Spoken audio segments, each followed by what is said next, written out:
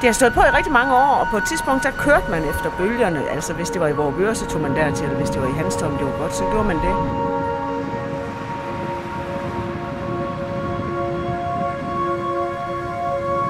Men efter vi har fået det her hummerhus, som fungerer rigtig godt, så synes vi, det er hyggeligt at mødes her.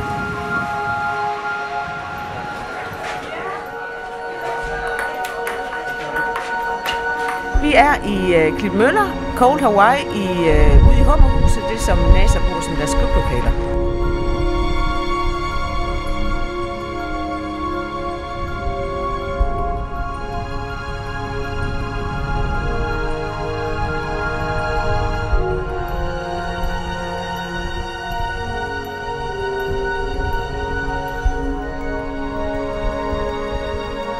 Vi har så en rigtig god tradition her i NASA, hvor vi mødes hver den 24. december fra morgenen af til julesurf og til morgenmad og gløgg og æbleskiver og varm kakao. Og så er der en hel masse ude at surfe, både unge og gamle, med nissehuer og nissetøj på. Og det er sådan en rigtig god måde for os at sige glædelig jul til hinanden på.